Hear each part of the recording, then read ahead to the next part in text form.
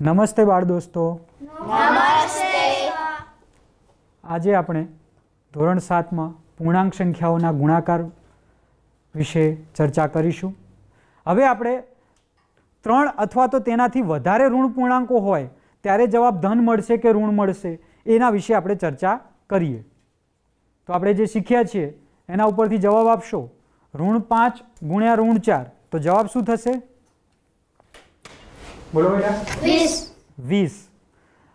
ઋણ 5 ગુણ્યા ઋણ 4. અહીં આગળ કેટલા ઋણ પૂર્ણાંકો હતા? ઋણ પૂર્ણાંકો કેટલા હતા આની અંદર? 2. હવે આપણે આગળ જોઈએ. આગળ છે ઋણ 5 ગુણ્યા ઋણ 4 ગુણ્યા ઋણ 3. તો અહીં આપણી પાસે કેટલા ઋણ પૂર્ણાંકો છે? બોલો. 3. હવે એનો જવાબ કઈ રીતે મળે છે આપણે જોઈએ આગળ. તો ઋણ 5 ગુણ્યા ઋણ 4. આપણે બેનો તો ગુણાકાર અગાઉ શીખી જ ગયા છીએ. બે પૂર્ણાંકોનો ગુણાકાર તો શીખી જ ગયા. કેટલો જવાબ હતો એનો? ઋણ 5 ગુણ્યા ઋણ 4 20 હતો.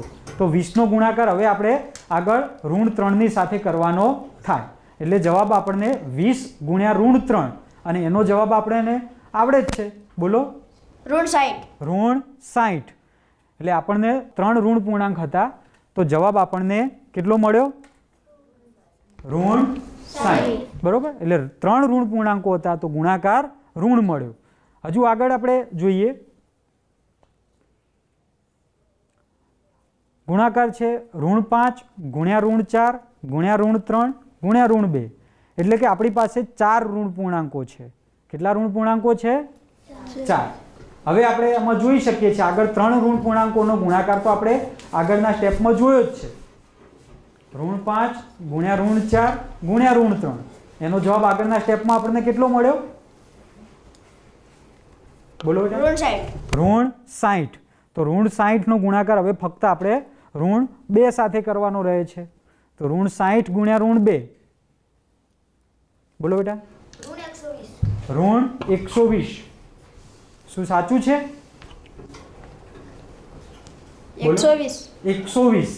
કારણ કે બંને પૂર્ણાંક ઋણ મળ્યા છે એટલે જવાબ ધન થશે. એટલે 120 મળશે. આગળ આપણે જોઈએ 5 ઋણ પૂર્ણાંકોનો ગુણાકાર કરવાથી શું મળે છે. તો આપણી પાસે રકમ છે ઋણ 5 ગુણ્યા ઋણ 4 ગુણ્યા ઋણ 3 ગુણ્યા ઋણ 2 ગુણ્યા ઋણ 1. તો અગાઉ જે આપણે જેમ જોયું એમ પહેલા 4નો ગુણાકાર તો આપણે આગળના સ્ટેપમાં મળી ગયો છે. કેટલો હતો? ઋણ 5 ગુણ્યા ઋણ 4 ગુણ્યા ઋણ 3 ગુણ્યા ઋણ 2. કેટલો જવાબ હતો એનો આગળના સ્ટેપમાં? બોલો બેટા. 120. તો હવે આપણે શું કરવું પડશે? 120 ગુણ્યા ઋણ 1. એટલે 120 ગુણ્યા ઋણ 1 એનો જવાબ શું થશે? 120 ગુણ્યા ઋણ 1. બોલો બેટા. બોલો તમે. ઋણ 120. ઋણ 120. અહીં આપણે જોઈ શકીએ છીએ કે 2 ઋણ પૂર્ણાંકો હતા, જવાબ આપણને ધન મળ્યો. 3 ઋણ પૂર્ણાંકો થયા, જવાબ ઋણ મળ્યો. 4 ઋણ પૂર્ણાંકો થયા, જવાબ ધન પૂર્ણાંક મળ્યો. 5 ઋણ પૂર્ણાંકો થયા, જવાબ ઋણ પૂર્ણાંક મળ્યો. આપણે અત્યાર સુધી જે ગુણાકાર જોયા એની અંદર આપણે જે જોયું કે 2 ઋણ પૂર્ણાંકો હતા તો જવાબ આપણને ધન પૂર્ણાંક મળતો હતો કે ઋણ પૂર્ણાંક મળતો હતો એના વિશે આપણે ચર્ચા કરી છે. 3 ઋણ પૂર્ણાંક, 4 ઋણ પૂર્ણાંક, એમ આપણે સ્ટેપ બાય સ્ટેપ કેટલા ઋણ પૂર્ણાંક હોય છે એના ઉપરથી જવાબ ધન મળે છે કે ઋણ એના વિશે આપણે ચર્ચા કરી છે. હવે આપણે આ જે કોષ્ટક જોયું છે એમાં આપણે જોઈએ કે આની અંદરથી આપણને કોઈ નિયમ મળી શકે છે. તો જ્યાં 1 ઋણ પૂર્ણાંક હતો જવાબ ઋણ મળ્યો, 2 ઋણ પૂર્ણાંક હતા જવાબ ધન મળ્યો, 3 ઋણ પૂર્ણાંક હતા જવાબ ઋણ પૂર્ણાંક મળ્યો, 4 ઋણ પૂર્ણાંક હતા જવાબ ધન પૂર્ણાંક મળ્યો, 5 હતા તો ઋણ પૂર્ણાંક અને 6 હતા તો ધન પૂર્ણાંક. હવે અહીં આપણે જોઈએ તો ઋણ પૂર્ણાંકોની જે સંખ્યા હતી ગુણાકાર માટે એ એકી હતી કે બેકી? તો 1 ઋણ પૂર્ણાંક હતો તો એકી કહેવાય કે બેકી સંખ્યામાં હતા? એકી સંખ્યામાં. તો એકી સંખ્યામાં હતા. એ પછી 2 ઋણ પૂર્ણાંકો હતા ત્યારે બેકી. એ પછી 3 ઋણ પૂર્ણાંકો હતા ત્યારે એકી. 4 ઋણ પૂર્ણાંકો હતા ત્યારે બોલો બેટા બેકી. 5 ઋણ પૂર્ણાંકો હતા ત્યારે એકી. 6 ઋણ પૂર્ણાંકો હતા ત્યારે બેકી. હવે આપણે આપણા કોષ્ટકની અંદર જોઈએ તો જ્યાં એકી ઋણ પૂર્ણાંકની સંખ્યા હતી ત્યાં જવાબ આપણને ઋણ પૂર્ણાંક મળે છે. જ્યાં બેકી ઋણ પૂર્ણાંકોની સંખ્યા થાય છે ત્યાં જવાબ ધન મળે છે. તો આના ઉપરથી આપણે તારવી શક્યા છીએ કે જ્યારે કોઈ પણ પૂર્ણાંકોનો ગુણાકાર આપેલો હોય ત્યારે જો એની અંદર ઋણ પૂર્ણાંકોની સંખ્યા એકી સંખ્યામાં હોય તો જવાબ એનો ઋણ પૂર્ણાંક મળે છે, અને જો બેકી સંખ્યામાં ઋણ પૂર્ણાંકો હોય તો જવાબ આપણને ધન પૂર્ણાંક મળે છે. એ આપણે હવે આગળ જોઈએ. શું ઋણ પૂર્ણાંકોનો ગુણાકાર એમાં રહેલા ધન પૂર્ણાંકની સંખ્યા ઉપર આધાર રાખે છે ખરો? આપણે તો ઋણ પૂર્ણાંક ઉપરથી જવાબ ધન મળશે કે ઋણ મળશે એ શીખ્યા, પણ પૂર્ણાંકોના જે ગુણાકાર આપેલા હોય એમાં ધન પૂર્ણાંકોની સંખ્યા ઉપર આધાર રાખે ખરો? તો એના વિશે આપણે ઉદાહરણ જોઈએ. ઋણ 1 ગુણ્યા 3 જવાબ શું મળશે? ઋણ 3. ઋણ 3 મળ્યો જવાબ. એ પછી આગળ જોઈએ. ઋણ 1 ગુણ્યા 3 ગુણ્યા ઋણ 2. બોલો બેટા. 6. તો આગળ આપણે જે જોયું હતું ઋણ 1 ગુણ્યા 3 ગુણ્યા ઋણ 2, તો આગળનો જે જવાબ હતો ઋણ 3 ગુણ્યા ઋણ 2 બરાબર આપણને જવાબ મળ્યો છે 6. અહીં આપણે જુઓ કે જે પહેલું ઉદાહરણ હતું એની અંદર ધન પૂર્ણાંકોની સંખ્યા કેટલી હતી? પહેલા ઉદાહરણની અંદર જે એ છે એમાં ધન પૂર્ણાંકોની સંખ્યા કેટલી છે? બોલો. 1. એમાં 1 ધન પૂર્ણાંક છે. બીજા ઉદાહરણની અંદર કેટલા ધન પૂર્ણાંક છે? 1. છતાં પણ જવાબ જુઓ કે પહેલામાં ઋણ પૂર્ણાંક મળ્યો અને બીજામાં ધન પૂર્ણાંક મળ્યો. આગળ હજુ આપણે જોઈએ ઋણ 1 ગુણ્યા 3 ગુણ્યા ઋણ 2 ગુણ્યા 4. તો આનો જવાબ આપણે કઈ રીતે શોધીશું? તો આગળ આપણે 3 પૂર્ણાંકોનો ગુણાકાર મળ્યો છે. ઋણ 1 ગુણ્યા 3 ગુણ્યા ઋણ 2 ગુણ્યા 4. તો આગળનો જવાબ શું હતો? 6. તો આપણે 6 ગુણ્યા 4 કરીશું. 6 ગુણ્યા 4 કેટલા થશે? બોલો. ઋણ 24. નહીં, 6 ગુણ્યા 4 બોલો. 24.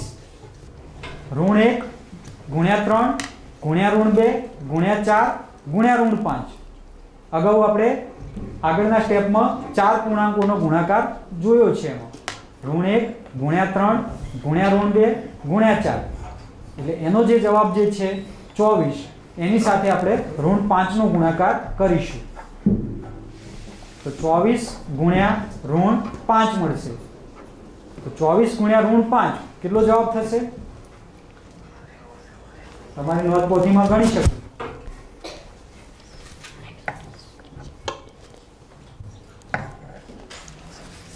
બોલો બેટા. 120 સાચો છે. 24 ગુણ્યા ઋણ 5 બોલો તમે. ઋણ 120. ફરીથી બોલશો. ઋણ 120. તો આપણને જવાબ મળ્યો ઋણ 120. અહીં આપણે જુઓ કે પહેલાં જ એનું ઉદાહરણ હતું પહેલું, એની અંદર ધન પૂર્ણાંક હતા 1, તો જવાબ મળ્યો ઋણ.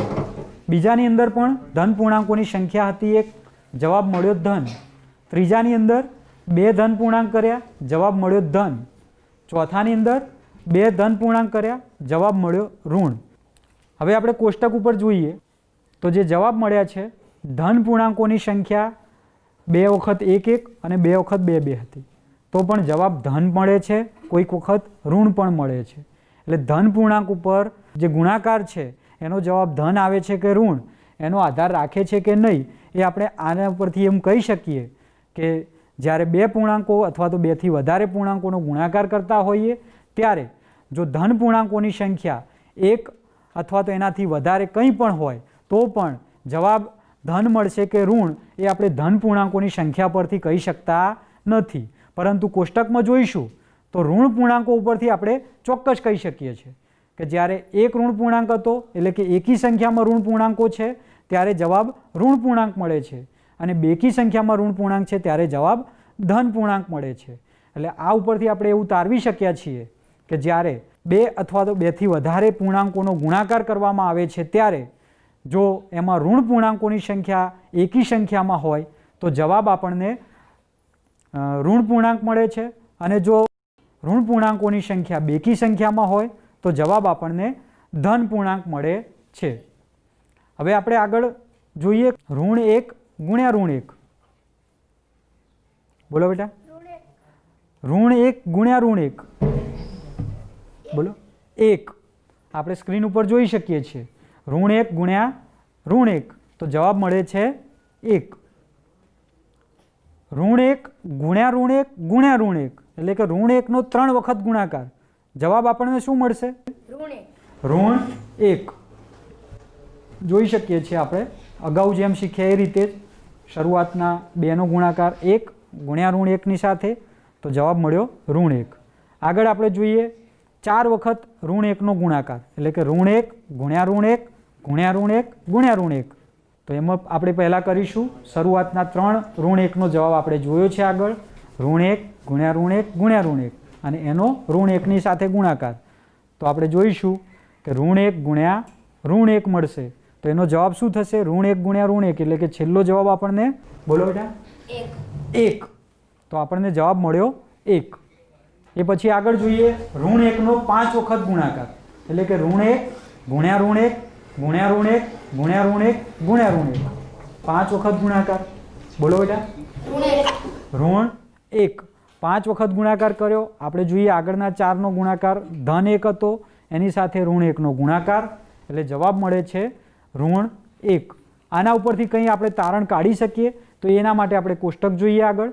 અહીં આપણે આ કોષ્ટકમાં આપણે જોઈએ છે કે જ્યારે એકી ઋણ પૂર્ણાંકોની સંખ્યા છે ત્યારે જવાબ આપણને ધન મળ્યો છે, બેકી ઋણ પૂર્ણાંકોની સંખ્યા છે જવાબ ઋણ મળ્યો છે. ફરીથી આપણે એમાં જોઈએ તો ઋણ 1ની સાથેનો પુનરાવર્તિત ગુણાકાર લઈએ છીએ ત્યારે જો બેકી સંખ્યામાં ઋણ પૂર્ણાંક છે તો આપણને જવાબ ધન 1 મળે છે, અને જો એકી સંખ્યામાં ઋણ 1 છે તો જવાબ આપણને ઋણ 1 મળે છે. એટલે અહીં આપણે ખાસ જોઈ શકીએ છીએ કે ઋણ 1 જ્યારે એકી સંખ્યામાં ગુણાકારમાં આવે છે ત્યારે જવાબ આપણને એનો ઋણ 1 મળે છે, જ્યારે ઋણ 1 પુનરાવર્તિત સ્વરૂપે બેકી સંખ્યામાં આવે છે ત્યારે આપણને જવાબ ધન 1 મળે છે. મિત્રો આજે આપણે 3 ઋણ પૂર્ણાંકો અથવા તો એનાથી વધારે ઋણ પૂર્ણાંકોનો ગુણાકાર કરીએ ત્યારે પરિણામ આપણને ધન પૂર્ણાંક મળે છે કે ઋણ પૂર્ણાંક મળે છે એના વિશે શીખ્યા. આભાર.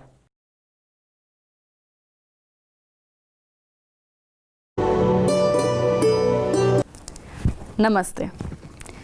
આજે આપણે પૂર્ણાંક સંખ્યાઓના ગુણાકાર વિશેના ગુણધર્મો શીખીશું. અગાઉના અંકમાં તમે પૂર્ણાંક સંખ્યાઓના ગુણાકાર શીખી ગયા છો, તો આજે આપણે પહેલો ગુણધર્મ જોઈએ. પહેલો ગુણધર્મ છે ગુણાકાર વિશે સંવૃત્તતા. અગાઉ તમે પૂર્ણ સંખ્યાઓમાં ગુણાકારની સંવૃત્તતા જોઈ ગયા છો, જેમાં કોઈ પણ 2 સંખ્યાઓનો ગુણાકાર, અહીં આપણે પૂર્ણાંક સંખ્યાઓ છે એટલે કોઈ પણ 2 પૂર્ણાંક સંખ્યાઓ લઈ, દાખલા તરીકે ઋણ 3 ગુણ્યા 2. હવે આ 2 પૂર્ણાંક સંખ્યાઓનો ગુણાકાર કરીએ તો સૌથી પહેલાં આપણે ગુણાકાર પૂર્ણ સંખ્યાની જેમ જ કરીશું એટલે કે 3 ગુણ્યા 2 બરાબર 6. અને આપણે જાણીએ છીએ કે ઋણ પૂર્ણાંક અને ધન પૂર્ણાંકનો ગુણાકાર કરીશું તો આપણને જવાબમાં ઋણ પૂર્ણાંક મળશે એટલે 6 જે છે એ થશે ઋણ 6. તો અહીં આપણે જોઈએ છીએ કે જ્યારે 2 પૂર્ણાંક સંખ્યાઓનો ગુણાકાર કરીએ છીએ તો જવાબમાં આપણને ઋણ 6 મળે છે, જે પણ પૂર્ણાંક સંખ્યા છે. એટલે આપણે કહી શકીએ કે કોઈ પણ 2 પૂર્ણાંક સંખ્યાઓનો ગુણાકાર કરીએ તો જવાબ પૂર્ણાંક સંખ્યા મળે છે, જે સંવૃત્તતા દર્શાવે છે. એટલે આપણે વ્યાપક રીતે કહી શકીએ કે કોઈ પણ 2 સંખ્યાઓ a અને b માટે a અને b નો ગુણાકાર એ હંમેશા આપણને પૂર્ણાંક સંખ્યા જ મળે છે. તેથી પૂર્ણાંક સંખ્યાઓ ગુણાકાર માટે સંવૃત્ત છે. બીજો નિયમ છે ગુણાકાર માટેનો ક્રમનો ગુણધર્મ. હવે પૂર્ણ સંખ્યા માટે આપણે જાણીએ છીએ કે ગુણાકાર જે છે એ સમક્રમી છે. હવે આપણે આ ક્રમનો ગુણધર્મ પૂર્ણાંક સંખ્યાઓ માટે ચકાસી જોઈએ. સૌથી પહેલાં આપણે કોઈ પણ બે પૂર્ણાંક સંખ્યાઓ લઈએ, 2 અને -3. હવે આ બંને સંખ્યાઓ માટે આપણે તેના ગુણાકાર ચકાસી જોઈએ. સૌથી પહેલાં આપણે 2 અને -3 નો ગુણાકાર જોઈએ. એટલે 2 ગુણ્યા -3 બરાબર પૂર્ણ સંખ્યાની જેમ જ 2 ગુણ્યા 3 બરાબર 6 અને ધન પૂર્ણાંક અને ઋણ પૂર્ણાંકનો ગુણાકાર આપણે જાણીએ છીએ કે ઋણ સંખ્યા મળે એટલે કે ઋણ પૂર્ણાંક. તો 2 ગુણ્યા -3 બરાબર -6 મળે છે. હવે આપણે ક્રમનો ગુણધર્મ શીખવાના છે. તો હવે આપણે શું કરીશું, -3 અને 2 નો ગુણાકાર કરી જોઈએ. તો અહીં આપણે જોઈએ -3 આપણે પહેલાં લઈએ છીએ અને 2 પછી લઈએ, એટલે -3 ગુણ્યા 2.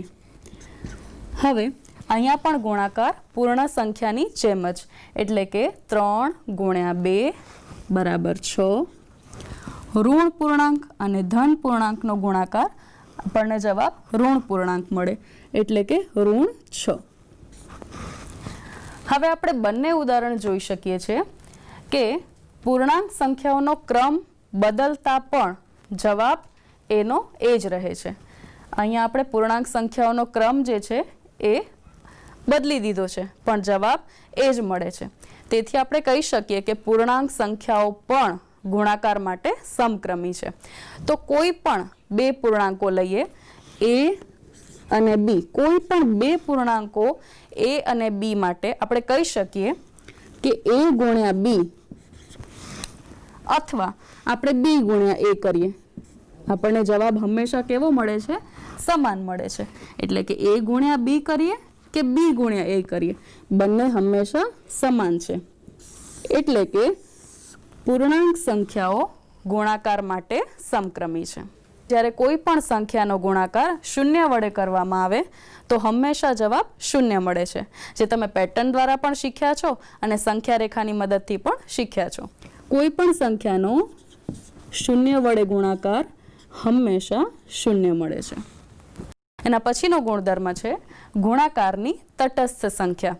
કોઈ પણ પૂર્ણ સંખ્યા હોય કે પૂર્ણાંક સંખ્યા હોય, એનો જો આપણે એક સાથે ગુણાકાર કરીએ તો આપણને તે જ સંખ્યા મળે છે.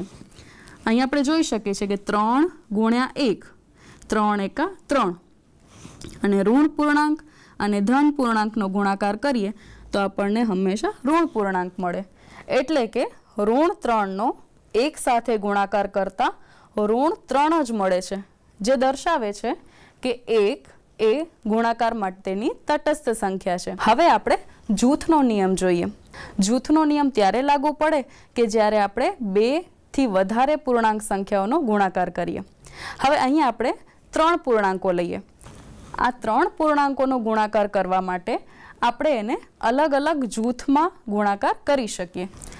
હવે તમે જોઈ શકો છો કે સંખ્યાઓ એ જ છે, 2, -3 અને -5. પહેલાં આપણે 2 અને -3 ને એક જૂથમાં મૂકી અને એનો ગુણાકાર -5 સાથે કરીશું. જ્યારે બીજા જૂથમાં 2 ને અલગ રાખી -3 અને -5 ને એક જૂથમાં મૂકીને ગુણાકાર કરીશું. તો 2 અને -3 કૌંસમાં છે, 2 ગુણ્યા 3 એટલે 6. ધન પૂર્ણાંક અને ઋણ પૂર્ણાંકનો ગુણાકાર શું મળે? સરસ, ઋણ પૂર્ણાંક એટલે થશે -6. આ બંનેનો ગુણાકાર આપણને મળે છે -6 ગુણ્યા -5. હવે આ બંને સંખ્યાઓનો ગુણાકાર કરીશું પૂર્ણ સંખ્યાની જેમ જ. 6 ગુણ્યા 5, 6 પચા 30. અને બે ઋણ પૂર્ણાંકોનો ગુણાકાર આપણને શું મળે? વેરી ગુડ, ધન પૂર્ણાંક એટલે કે 30 ધન મળશે. તો આ જૂથનો જવાબ આપણને મળે છે 30. બીજા જૂથ માટે 2 અહીંયા એમ જ રહેશે, એટલે કે 2 ગુણ્યા -3 ગુણ્યા -5, 3 પચા 15. અને બંને ઋણ પૂર્ણાંકો છે, તો આપણને જવાબ શું મળશે? ધન પૂર્ણાંક. હવે 2 ગુણ્યા 15, 2 ગુણ્યા 15 કેટલા થશે? 15 દુ 30. કોઈ પણ 3 પૂર્ણાંક સંખ્યાઓ a, b અને c માટે આપણે વ્યાપક રીતે અહીંથી જ કહી શકીએ કે a ગુણ્યા b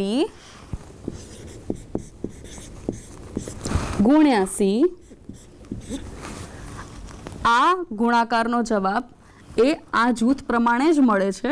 તો આપણે શું કહી શકીએ કે a ગુણ્યા કૌંસમાં b ગુણ્યા c. હવે છેલ્લો ગુણધર્મ છે વિભાજનનો ગુણધર્મ. આ ગુણધર્મ તમે પૂર્ણ સંખ્યા માટે ચકાસેલું પણ છે અને ગણતરી કરીને જોયું છે કે પૂર્ણ સંખ્યા માટે વિભાજનનો ગુણધર્મ લાગુ પાડી શકાય છે. તો આ 3 પૂર્ણાંક સંખ્યાઓ માટે આપણે વિભાજનનો ગુણધર્મ શીખીએ. ઋણ 2 ગુણ્યા ઋણ 5 વત્તા 3. અહીં આપણે જોઈ શકીએ છીએ કે 2 પૂર્ણાંકો એકબીજા સાથે સરવાળામાં છે અને આ બંને પૂર્ણાંકો સાથે કૌંસની બહાર ઋણ 2 ગુણાકારમાં છે. આનો અર્થ એવો થાય છે કે ઋણ 2 એ ઋણ 5 સાથે પણ ગુણાકાર કરશે અને ઋણ 2 3 સાથે પણ ગુણાકાર કરે. તો આપણે 2 રીતે આની ગણતરી કરી શકીએ. સૌથી પહેલાં આપણે શીખ્યા છીએ તેમ કે કૌંસમાં રહેલી સંખ્યાઓની ગણતરી આપણે પહેલાં કરીએ છીએ અને અન્ય નિયમ આપ શીખ્યા છો ભાગુ સબા પ્રમાણે. તો એ પ્રમાણે ગુણાકાર પહેલાં થાય, પણ કારણ કે અહીંયા કૌંસ છે એટલે આપણે એની ગણતરી પહેલાં કરી શકીએ. તો આ બંને સંખ્યાઓની ગણતરી સરવાળો બાદબાકી પહેલાં કરીશું. ઋણ 2 એમ જ રહેશે. હવે આપણે જાણીએ છીએ પૂર્ણાંક સંખ્યાઓના સરવાળા બાદબાકી તમે ખૂબ સારી રીતે સમજ્યા છો. ઋણ 5 વત્તા 3 તો આપણને મળશે ઋણ 2. અને હવે આ બંને સંખ્યાઓ ગુણાકારમાં છે. ગુણાકાર આપણે પૂર્ણ સંખ્યાઓનો કરીએ છીએ તે જ રીતે ગુણાકાર કરીશું. 2 ગુણ્યા 2 બરાબર 4 અને 2 ઋણ પૂર્ણાંકો છે એટલે આપણને જવાબ ધન પૂર્ણાંક મળશે. એટલે કે અહીં આપણને જવાબ મળે છે 4. હવે આપણે આ જ ગણતરી વિભાજનના નિયમ પ્રમાણે કરીએ. અહીંયા 2 સંખ્યાઓ સરવાળામાં છે એટલે સરવાળા પર ગુણાકારનું વિભાજન. તો જોઈએ કે આ ગણતરી કઈ રીતે કરી શકાય. હવે આ જ ગણતરી આપણે વિભાજનના નિયમ મુજબ પણ કરી શકીએ. અહીં 2 સંખ્યા સરવાળામાં છે તો આપણે સરવાળા પર ગુણાકારનું વિભાજન તે રીતે પણ ગણતરી કરી શકીએ છીએ. અહીંયા જોઈએ આપણે ઋણ 2 ગુણ્યા ઋણ 5 વત્તા 3. હવે આપણે જોઈએ કે ઋણ 2 એ ગુણાકારમાં છે આ બંને સંખ્યાઓના. એટલે કે આપણે આમ પણ લખી શકીએ કે ઋણ 2 એ ઋણ 5 સાથે પણ ગુણાકારમાં છે અને ઋણ 2 એ 3 સાથે પણ ગુણાકારમાં છે. એટલે કે ઋણ 2 ગુણ્યા ઋણ 5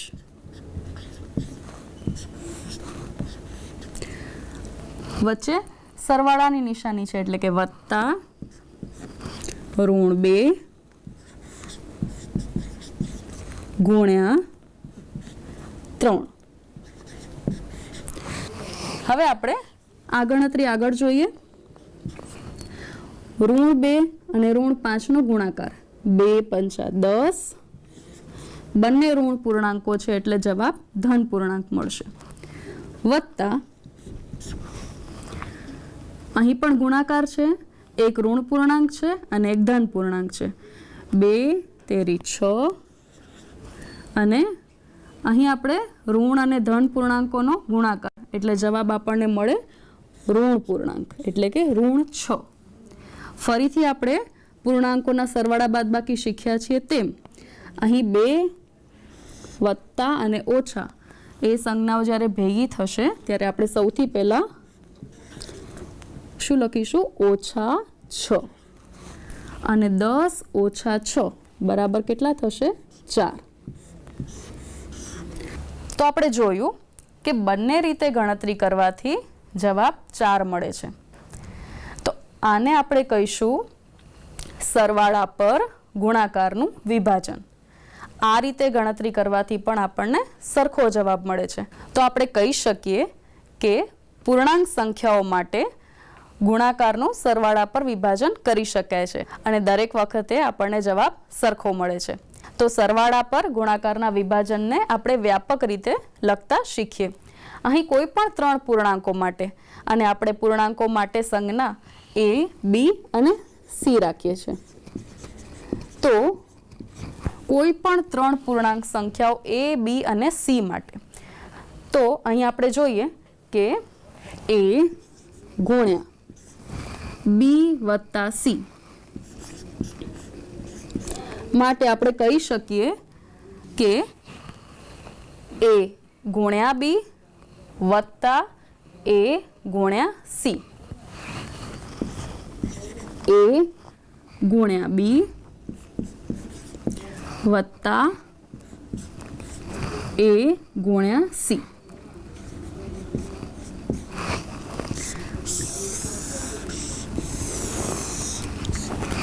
આ જ મુજબ જ્યારે બાદબાકી હોય ત્યારે પણ સમૃદ્ધ સંખ્યા માટે આ સંબંધ સાચો છે. તો મિત્રો, પૂર્ણાંક સંખ્યાઓના ગુણધર્મો શીખ્યા પછી સ્વાધ્યાયમાં આપેલા જે પણ ગણતરીના દાખલા છે એ તમે કરશો તો તમે આ ગુણધર્મોને ખૂબ જ સરળતાથી સમજી શકશો અને દરેક ગુણધર્મના વ્યાપક સ્વરૂપ અને તેની ગણતરી વિશે ખ્યાલ વધારે સ્પષ્ટ થશે. આભાર.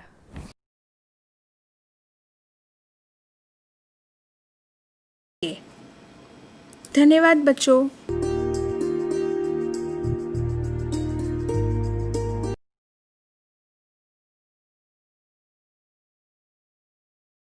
નમસ્કાર બાળ મિત્રો.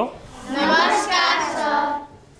તમે ગણિત વિષયમાં પૂર્ણાંક સંખ્યાઓના ગુણાકાર વિશે ભણી ગયા છો. હવે આપણે પૂર્ણાંક સંખ્યાઓના ભાગાકાર કેવી રીતે કરાય તે જોઈએ. ઋણ પૂર્ણાંકનો ધન પૂર્ણાંક વડે ભાગાકાર કરતા શીખીએ. ઋણ 12 ભાગ્યા 2 જેનો જવાબ આપણને ઋણ 6 મળશે. બીજું એક ઉદાહરણ જોઈએ આપણે કે ઋણ 20 ભાગ્યા 5 બરાબર આપણને જવાબ ઋણ 4 મળશે. એક ત્રીજું ઉદાહરણ પણ આપણે જોઈએ. ઋણ 32 ભાગ્યા 4 જેનો જવાબ આપણને ઋણ 8 મળશે. જેમ પૂર્ણ સંખ્યાઓનો ભાગાકાર કરીએ છીએ 32 ભાગ્યા 4 8 મળે તો અહીંયા ઋણ 32 ભાગ્યા 4 જવાબ મળશે ઋણ 8. એટલે કે પહેલાં બંને સંખ્યાઓ પૂર્ણ સંખ્યાઓ છે એમ માની લેવાની અને એને પછી ભાગાકાર કર્યા પછી જે જવાબ આવે એની અંદર ચિહ્ન મૂકવાનું છે. ચોથું એક ઉદાહરણ જોઈએ. ઋણ 45 ભાગ્યા 5 આનો જવાબ કોણ કહેશે? સરસ, -9 આવશે. તો આ ઉદાહરણો ઉપરથી આપણે એવું નક્કી કરી શકીએ કે ઋણ પૂર્ણાંકનો ભાગાકાર ધન પૂર્ણાંક સાથે કરવામાં આવે છે ત્યારે પ્રથમ એને પૂર્ણ સંખ્યાઓ માની પૂર્ણ સંખ્યાઓના ભાગાકારની જેમ જ ભાગાકાર કરવાનો અને જે જવાબ આવે ઋણ ચિહ્ન મૂકી દેવાનું છે. હવે આપણે ધન પૂર્ણાંકનો ઋણ પૂર્ણાંક સાથેનો ભાગાકાર કરતા શીખીએ. તો ધન પૂર્ણાંકનો ઋણ પૂર્ણાંક વડે ભાગાકાર કરતા શીખીએ એ માટે ઉદાહરણ જોઈએ તો 72 ભાગ્યા ઋણ 8 એનો જવાબ ઋણ 9 આવે. હવે બીજું એક ઉદાહરણ જોઈએ. 50 ભાગ્યા ઋણ 10 આનો જવાબ સરસ -5 આવે એટલે કે ઋણ 5 એનો જવાબ મળે છે. ત્રીજું એક ઉદાહરણ જોઈએ. 32 ભાગ્યા ઋણ 4 તો 32 ભાગ્યા ઋણ 4 જે છે એનો જવાબ શું આવશે? ઋણ 8. ઋણ 8. ચોથું ઉદાહરણ આપણે જોઈએ. 30 ભાગ્યા -15 -15 એટલે કે આપણે ઋણ 15 બોલીશું તો 30 ભાગ્યા ઋણ 15 નો જવાબ આપણને શું મળશે? સરસ, કયો મળશે? ઋણ 2 જવાબ મળશે. આમ આપણે ધન પૂર્ણાંકનો ઋણ પૂર્ણાંક સાથે ભાગાકાર કરીએ છીએ ત્યારે પણ એ યાદ રાખવું જરૂરી છે કે પહેલાં આપણે એનો પૂર્ણ સંખ્યાઓની જેમ જ ભાગાકાર કરીશું અને પછી જવાબમાં ઋણ મૂકીશું. વ્યાપક રીતે કોઈ પણ ધન પૂર્ણાંક a અને b માટે a ભાગ્યા ઋણ b બરાબર ઋણ a ભાગ્યા b, જ્યાં b 0 નથી. શું આપણે કહી શકીએ કે ઋણ 48 ભાગ્યા 8 બરાબર 48 ભાગ્યા ઋણ 8? ચાલો ચકાસીએ. ભાગ્યા 8 બરાબર ઋણ 6 મળે અને 48 ભાગ્યા ઋણ 8 બરાબર ઋણ 6 મળે. એટલે કે ઋણ 48 ભાગ્યા 8 બરાબર 48 ભાગ્યા ઋણ 8 થાય છે. હવે આપણે ઋણ પૂર્ણાંક વડે ભાગાકાર કરતા શીખીશું. આ માટે પણ આપણે કેટલાક ઉદાહરણો જોઈએ. ઋણ 12 ભાગ્યા ઋણ 6 એનો જવાબ આપણને 2 મળશે. બીજું એક ઉદાહરણ જોઈએ. ઋણ 20 ભાગ્યા ઋણ 4, આનો જવાબ 5. સરસ. ત્રીજું એક ઉદાહરણ જોઈએ. કોણ જવાબ આપશે? 9 જવાબ આપશે. હવે ચોથું એક ઉદાહરણ જોઈએ. 2 મળશે. તો આમ જ્યારે ઋણ પૂર્ણાંકનો ઋણ પૂર્ણાંક વડે આપણે ભાગાકાર કરીએ છીએ ત્યારે જવાબ આપણને ધન પૂર્ણાંક મળે છે. એટલે કે તેને ઋણ a ભાગ્યા ઋણ b બરાબર a ભાગ્યા b, જો b બરાબર 0 હોવું જોઈએ નહીં. તો આમ ઋણ પૂર્ણાંકનો ઋણ પૂર્ણાંક વડે ભાગાકાર કરીએ છીએ ત્યારે આપણે એવું સમજવાનું કે એ બે સંખ્યાઓ છે એને પહેલાં પૂર્ણ સંખ્યાઓની જેમ જ ભાગાકાર કરવાનો છે અને પછી જવાબ પણ આપણને ધન મળશે. હવે કેટલાક ઉદાહરણો આપણે સમજીએ. જેમ કે અહીંયા ઋણ 36 ભાગ્યા ઋણ 4 છે, આનો જવાબ શું મળશે? 9. સરસ. બીજું ઉદાહરણ તમે જુઓ. ઋણ 60 ભાગ્યા ઋણ 10, જેનો જવાબ 6 મળશે. સરસ. શું જવાબ મળશે? 6 મળશે. અને ત્રીજું 3. આપણે પૂર્ણાંક સંખ્યાઓના ભાગાકાર કરતા શીખી ગયા. હવે આપણે પૂર્ણાંકોના ભાગાકારના ગુણધર્મો વિશે ચર્ચા કરીએ. તો ચાલો આપણે પૂર્ણાંક સંખ્યાઓનો પહેલો ગુણધર્મ છે સંવૃત્તતા માટે જોઈએ. એ માટે આપણે એક ઉદાહરણ જોઈએ. અહીં આપણને કેટલાક વિધાનો આપેલા હશે અને એ વિધાનોના જવાબ શું આવશે તે જોઈશું અને તેના આધારે આપણે નક્કી કરીશું કે શું પૂર્ણાંકોના ભાગાકાર એ સંવૃત્ત છે કે નહીં. અહીંયા આપણને એક ઉદાહરણ આપેલું છે. ઋણ 8 ભાગ્યા ઋણ 4, આનો જવાબ આપણને મળશે 2. જે આપણને જવાબ મળે છે એ પૂર્ણાંક સંખ્યા છે. એટલે કે ઋણ 8 ભાગ્યા ઋણ 4નો જે જવાબ મળે છે તે પૂર્ણ સંખ્યા મળે છે. એટલે કે જેને પૂર્ણાંક સંખ્યા પણ કહેવાય. હવે એક બીજું ઉદાહરણ જોઈએ. ઋણ 4 ભાગ્યા ઋણ 8, તો આનો જવાબ આપણને મળશે ઋણ 4 એના છેદમાં ઋણ 8. શું આ મળેલો જવાબ એ પૂર્ણાંક સંખ્યા છે? વિચારો તો, બોલો ભાઈ. નથી. હા, મળેલો જવાબ એ પૂર્ણાંક સંખ્યા નથી. એટલે કે બીજા ઉદાહરણની અંદર આપણને જે જવાબ મળે છે તે પૂર્ણાંક સંખ્યા નથી. હવે એક ત્રીજું ઉદાહરણ જોઈએ. ઋણ 8 ભાગ્યા 3, જેનો જવાબ આપણને મળે છે ઋણ 8 છેદમાં 3. આ ઋણ 8 છેદમાં 3 એ પૂર્ણાંક સંખ્યા છે? બોલો તો. નથી. હા, પૂર્ણાંક સંખ્યા નથી. હવે એક ચોથું ઉદાહરણ જોઈએ. અહીં આપણને 3 ભાગ્યા ઋણ 8 એવું વિધાન આપેલું છે, જેનો જવાબ મળશે 3 છેદમાં ઋણ 8. શું પૂર્ણાંક સંખ્યા છે? હા, તો અહીં આપણને પૂર્ણાંક સંખ્યા મળતી નથી. અહીં આપણે જોયેલા ઉદાહરણ 1, 2, 3 અને 4ના આધારે એવું તારણ કાઢી શકીએ કે જ્યારે બે પૂર્ણાંકોનો ભાગાકાર કરવામાં આવે છે ત્યારે કાં તો જવાબ પૂર્ણાંક સંખ્યા મળે છે અથવા કાં તો પૂર્ણાંક સંખ્યા મળતી નથી. એટલે કે બે પૂર્ણાંક સંખ્યાઓનો ભાગાકાર એ સમૃદ્ધ નથી. હવે આપણે ભાગાકાર વિશેનો એક બીજો ગુણધર્મ જોઈએ, ક્રમનો નિયમ. શું ભાગાકારની ક્રિયા ગમે તે ક્રમમાં કરીએ તો જવાબ આપણને સમાન મળશે? તો એ ઉદાહરણ દ્વારા સમજવાનો પ્રયત્ન કરીએ. શું પૂર્ણાંકો માટે ક્રમનો નિયમ આ ઉદાહરણમાં સચવાય છે? તમે જુઓ, ઉદાહરણ 1ની અંદર -8 ભાગ્યા -4, જેનો જવાબ આપણને મળે છે 2. અને બીજું ઉદાહરણ છે, એક ક્રમ ઉલટાવીને લખેલું છે કે -4 ભાગ્યા -8, જેનો જવાબ આપણને મળે છે -4/8. શું અહીં મળેલા બંને જવાબો 2 અને -4/8, શું બંને જવાબો સમાન છે? હા, તો અહીં આપેલા બંને જવાબો સમાન નથી. એટલે કે આપણે એવું કહી શકીએ કે -8 ભાગ્યા -4 બરાબર નથી -4 ભાગ્યા -8. અહીં ઉદાહરણ 2માં 2 વિધાનો આપેલા છે, બંને ભાગાકારના વિધાનો છે, અને લખેલું છે કે -9 ભાગ્યા 3 અને 3 ભાગ્યા -9 સરખા છે. આનો જવાબ સરખો આવશે ખરો? હા, સરસ, એનો જવાબ સરખો આવશે નહીં. આપણે જોઈએ કે -9 ભાગ્યા 3નો આપણને જવાબ -3 મળે છે, જ્યારે 3 ભાગ્યા -9નો જવાબ આપણને મળે છે 3/9. અહીં તમે જોઈ શકો છો કે -3 અને 3/9 બંને જવાબ સરખા નથી. તો આપણે એવું કહી શકીએ કે -9 ભાગ્યા 3 બરાબર નથી 3 ભાગ્યા -9.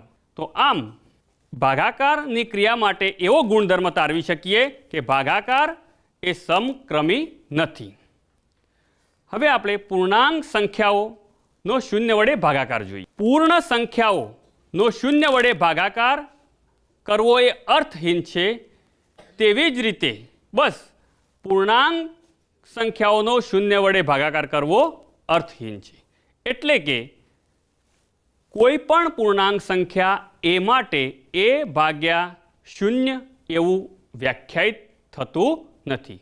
જેમ કે 5 ભાગ્યા 0 એ વ્યાખ્યાયિત કરી શકાતું નથી. -50 ભાગ્યા 0 એને પણ આપણે વ્યાખ્યાયિત કરી શકતા નથી. જ્યારે ત્રીજું ઉદાહરણ છે એમાં જોઈએ તો -18 ભાગ્યા 0 છે, એને પણ આપણે વ્યાખ્યાયિત કરી શકતા નથી. આમ આપણે કોઈ પણ પૂર્ણાંક સંખ્યાને શૂન્ય વડે ભાગાકાર કરીએ તો ભાગાકારને વ્યાખ્યાયિત કરી શકતા નથી. પરંતુ આપણે શૂન્યને શૂન્ય સિવાયની પૂર્ણાંક સંખ્યા વડે ભાગાકાર કરીએ તો આપણને જવાબ 0 મળે છે. જેમ કે આપણે ઉદાહરણ જોઈએ, 0 ભાગ્યા 2 એનો જવાબ આપણને 0 મળશે. 0 ભાગ્યા 35 એનો પણ જવાબ આપણને 0 મળ્યો, અને 0 ભાગ્યા -6 એનો પણ જવાબ 0 મળે છે. હવે આપણે કોઈ પણ પૂર્ણાંકનો એક સાથે ભાગાકાર કરીએ તો જવાબ શું મળશે એ વિશે વિચારીએ. તો જોઈએ, અહીંયા આપણને -8 ભાગ્યા 1 આપેલો છે, તો તેનો જવાબ આપણને -8 મળે છે.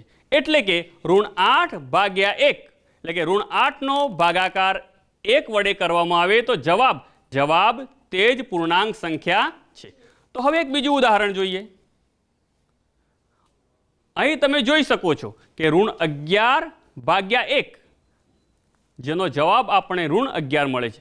તો આ જવાબ જે મળ્યો તે એનો એ જ પૂર્ણાંક સંખ્યા મળે છે કે અલગ મળી?